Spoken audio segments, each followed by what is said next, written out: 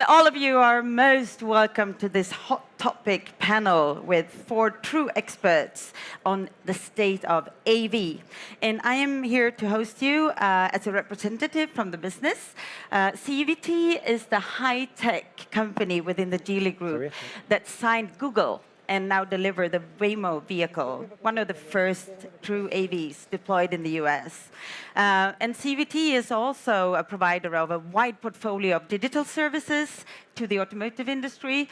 And within a few months, we are to introduce a whole new brand called the Zeekr brand, a fully electric, digital connected vehicle.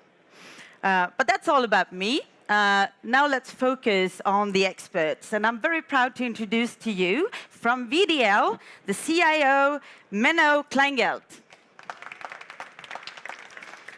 And from Tactile, the CEO, Shachar Binun. From Brightway Vision, the CEO and founder, Dr. Ofer David.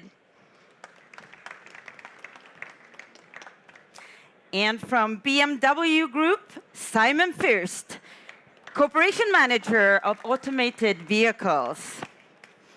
Yes, and as we heard the introduction to this panel, the autonomous vehicle revolution has been around the corner for more than 10 years. And now, all of a sudden, industry leaders start saying that maybe we won't see the L5 vehicles deployed in our streets so soon. Why is that? And what is needed from the industry to have a paradigm shift and to see a deployment of these vehicles? Okay, so jump right in to an introductory for all of you. And Menno, you go first. Who are you? What's your why? Where do you work? So, good morning. My name is Menno Kleingeld. I work at VDL Group, a family-owned company in the Netherlands.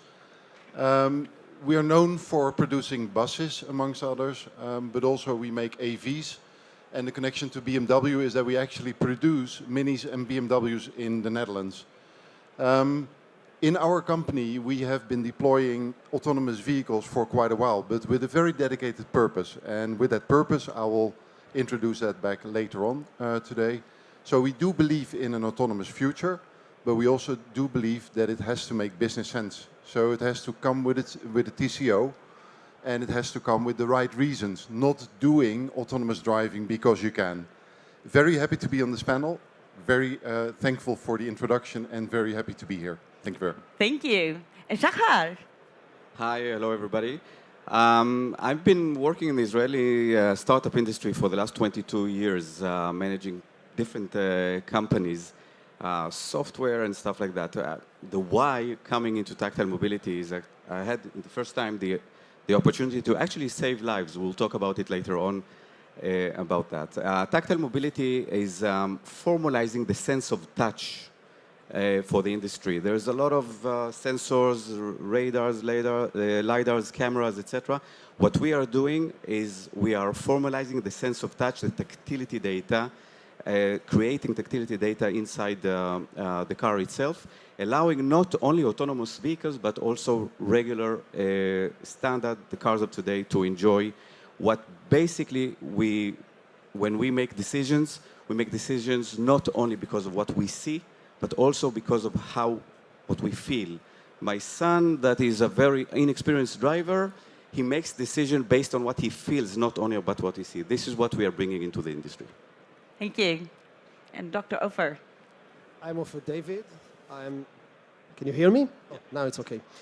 I'm Ofer David. I'm the founder and CEO of Brightway Vision. At Brightway Vision, we develop a camera which is excellent for nighttime and adverse weather conditions, and also solve some specific use cases at daytime.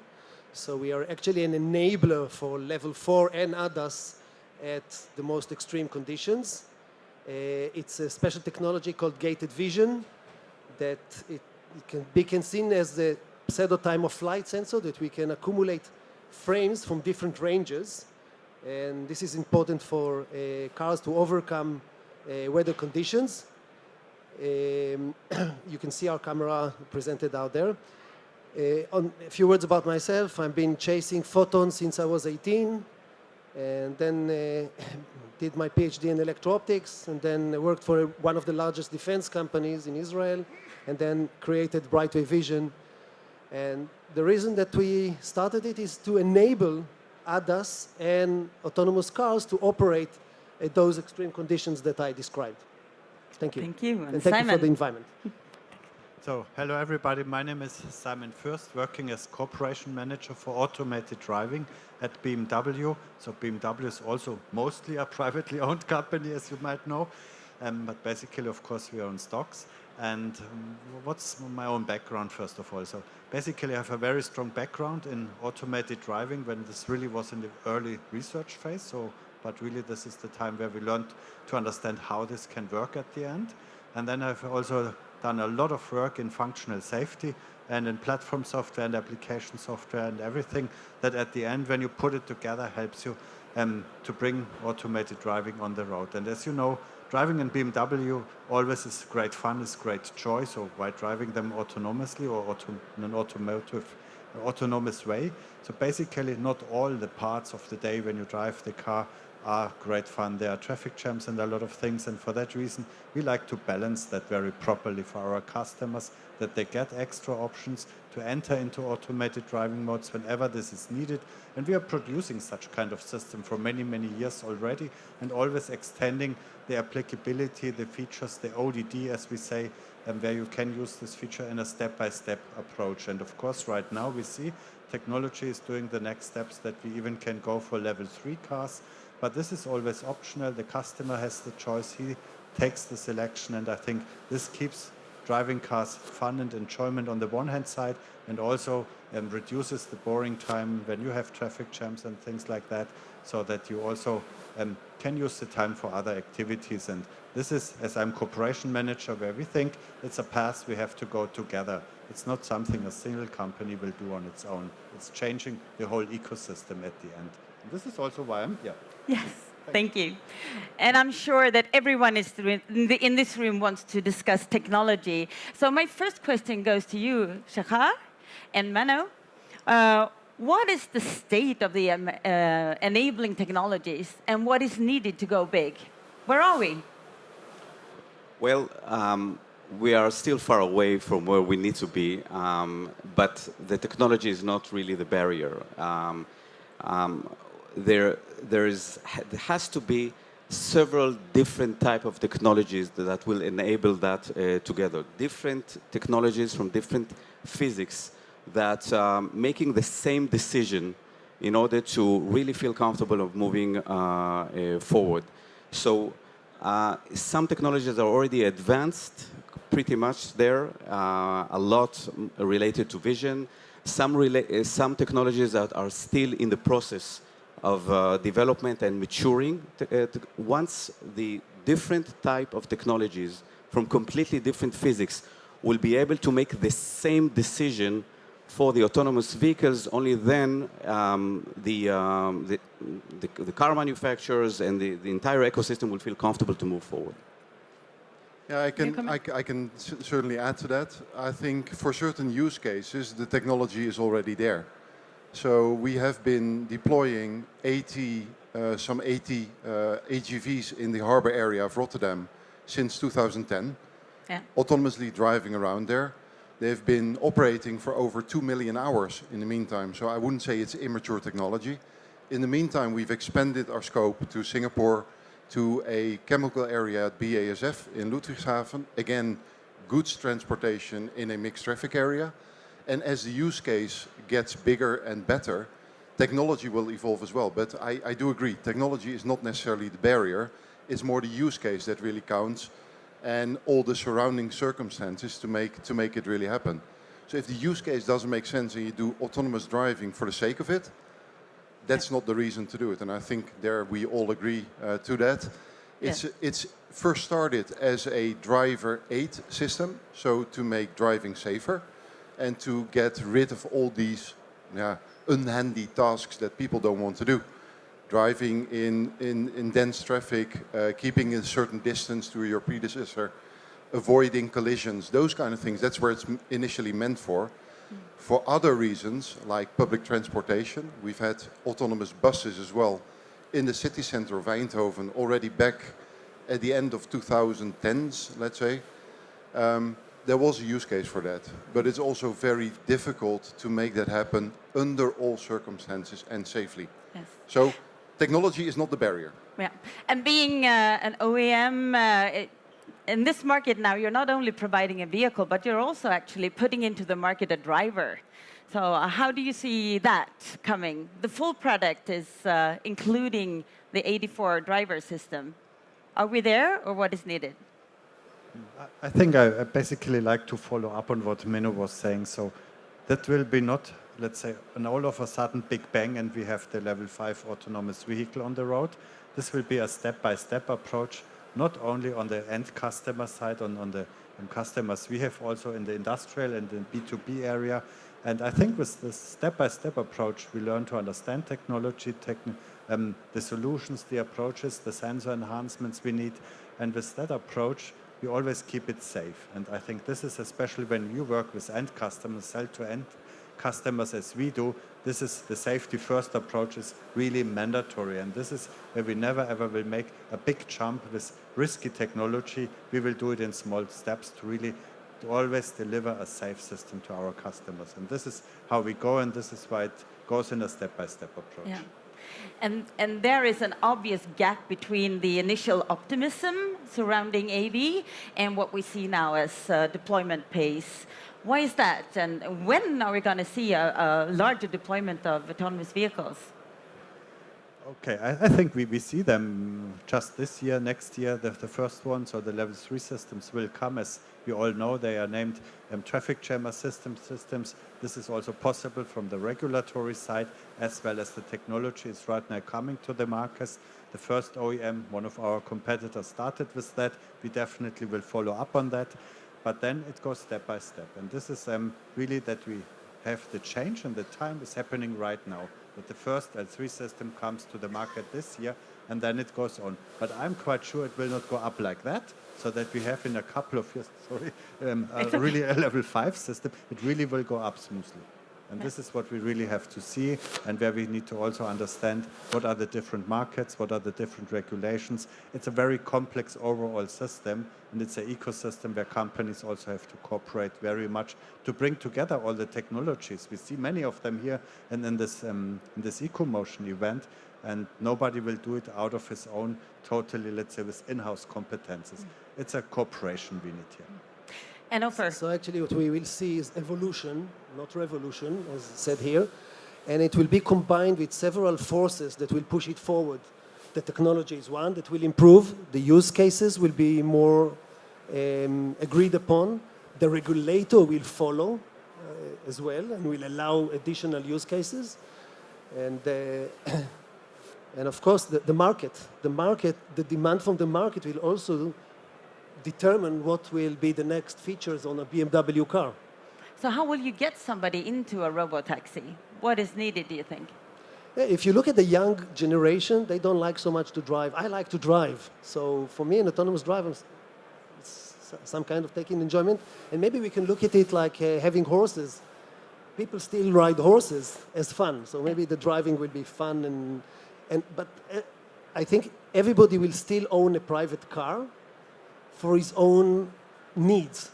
So if you like to go windsurfing or you have another hobby, you will hold your own private car, but for going to work or commuting, general purposes, like coming to a convention, you will use the autonomous driving because you don't care so much for driving at that specific point of time. True.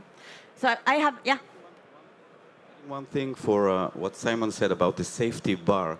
The safety bar for autonomous vehicles is much, much, much higher than the safety bar of regular cars. We expect much more. If I want to be blunt a little bit, people are willing to get killed by a drunk driver, but they are never want to get killed by a software bug or an algorithm that is not matured enough. And then, okay, we didn't see the difference between the truck and the cloud. Both of them were white, sorry. They cannot accept that. This is the reason it doesn't have to be 50% better, 2 times better or 3 times better. It has to be maybe 100 times better than the human error factor. That. And then if you're looking into what kind of application will go first when it comes to autonomous vehicles, Mano, do you have Yeah, Something to comment? I think I already alluded a little bit to that, and it is more, let's say, driving around goods and maybe also people in a controlled environment. It is less likely, or the less likely use case is a autonomous car driving around in the city center of any busy city, because, and I think that's to the point also of Simon, then you need to start communicating.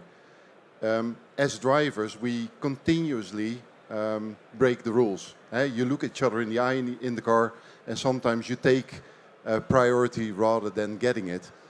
A vehicle, a machine, cannot do that unless we make a digital twin of our human brain that really can mimic human behavior. Autonomous driving will also always follow certain rules, and an autonomous vehicle in a crowded city center will not move for a meter because everybody's continuously breaking the rules. So where do we see it first? In controlled environments, in environments where either traffic is going a single direction, where there's less parameters that are needed to be taken into account, or where platooning takes place, or where the use case is relatively simple. The moment you start to have crossings and priority and decision making that requires understanding, communication, or the use of the human brain, it will be getting a little bit more difficult to get to. Good. So now everyone wants to comment. I'll have you go first, Shakar, and then you, Simon.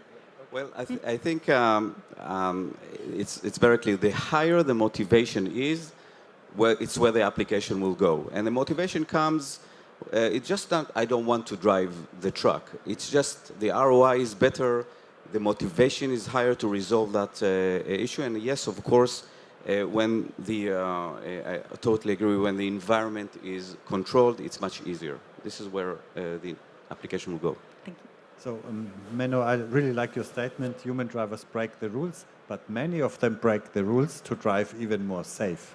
And implementing that into a technical system is one of the hardest challenges at the end of the day. Yeah? Totally agree. Yeah, absolutely. So beside those fenced areas that you can use level 4 autonomous vehicles, I think the first level 4 autonomous vehicles we'll see will be hub-to-hub trucks. And again, this is because the market is pushing that. The return on investment is very high.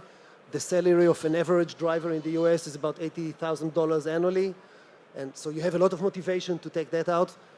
The truck will drive at night, so that has also an improvement in terms of the delivery speed, less congestion, and you can drive at higher speeds at nighttime. So I think the first L4 we'll see will be on trucks, and there is a shortage also for truck drivers. Yeah.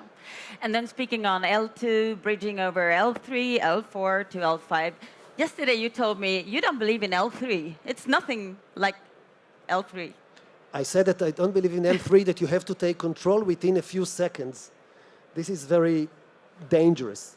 But if you take, for instance, the Mercedes S-Class, when you can deploy the autonomous, you can take the driver out of the loop when the car is driving slowly, because this is only under 60 kilometers per hour in a traffic jam. It's a controlled environment, only on a very good road on the German Autobahn.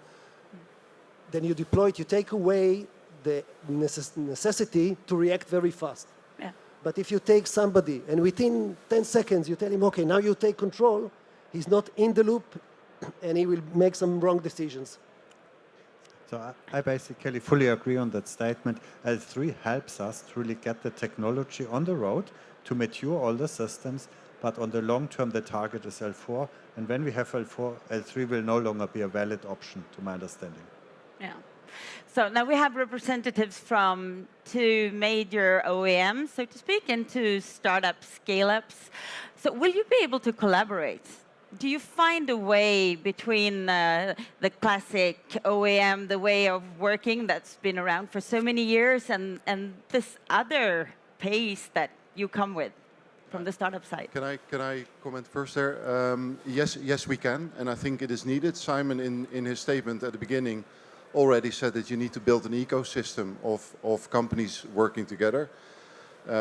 Autonomous driving will not fully come to life in a, let's say, static, bureaucratic type of organization. You need a couple of speedboats in order to make that happen. That's also why we are actually in Israel We're working with Quantum Hub to make sure that we can scout the valid startups for the use cases and the business cases that we see happening, do POCs with them, and if the technology really is promising and does what it says it will do, we can then continue building up and taking into our roadmaps. But developing everything from scratch by ourselves is simply not possible. We don't have the knowledge, we don't have the capacity to do it. So we need companies like the two gentlemen sitting next to me in order to really build that ecosystem. That is not to say that we're going to be fully dependent on them, but for the right use cases, for the right pieces of technology, we need to learn how to cooperate and to cooperate in such a way that we spread the knowledge. It's not for nothing that Tesla also opens up their ecosystem and shares IP on some of their autonomous driving capabilities for good reason. Yeah. But Ofer, do you see yourself as a tier one supplier to one of the larger, or many of the larger OEMs? Not yet. Not yet, anyway. But what we see is that the traditional tier one OEM relationship, tier two, is changing. The OEM takes more and more responsibilities. The OEM takes more development on his side and makes the decision. And sometimes the tier one is a follower. Yeah. We definitely see ourselves as tier one for companies, and for two reasons. Number one, we're already a tier one. Happily, we're working with BMW as a tier one. The second thing is that when we see that we are resolving a very, very specific topic, and we see that the people at the OEM themselves that are resolving that topic, maybe 2 guys or 3 guys, and this is what we do. So we have 40 guys that are working on the same point, so yes, the companies, the OEMs, will and must collaborate with the startups. The big challenge is what I call the misalignment of pace. We want to move forward. We can change. We can change the dynamics, etc. And these companies are a little bit more organized and maybe not only pace, but also the discussion on liability, callbacks, and insurances, and all this. Can you comment on that? Because it seems like being a startup scale-up, you expect for the OEM to be the ones holding the liability insurance fully. Not only holding the liability insurance, but also force us to work based on what they need. If you let a startup decide about the liabilities, I don't think it will take the industry forward so fast. Ofer. And I don't think a startup has the capability exactly to fulfill the economic depth that is needed to support the liability in automotive. But you think that might have been one of the hurdles or blockers why the pace has been in a way slowing down, that we don't see as many vehicles? Were we naive 10 years ago? So I think basically the point is exactly as Ofer was saying. So the OEM has to take more and more responsibility. This means more liability at the end. And level 3 means the OEM is liable for any failures of the automated driving system. And of course, only when the OEM is deeper involved into that, we can also properly, let's say, distribute liabilities between the different suppliers we have in that chain. And the classical tier 1 role, I think it will not stay alive as it is by today for automated driving, potentially in the third or so or later generation when the whole story becomes a cost down story. Yeah. But right now we are on the way to make it happen at all. And this is where the OEM is really in the driver's seat and potentially trying to get in, let's say, new technology, and this quite often comes from startups. So and then there's the long path to make this a serious product, of course. Yeah, and I just have one more question because we're a little bit running out of time. Legislation, is it a blessing or a burden? So currently I see it in a well, let's say, mix. So it's not pushing us ahead, but it's also not stopping us. So I think it's following the pace of the technology. And so I'm quite happy with how it's happening right now. And also ALKS was available in the right point in time. And right now the next step towards a highway pilot is also happening at the right point in time. But the key point is we have the US, we have Europe, we have China, and they are not totally aligned. And this is the challenge for each and every OEM. I think the regulator can have a very big role here, because if you calibrate the expectations, today, as was said here, Our expectations are that there will be 0 fatalities from an autonomous car.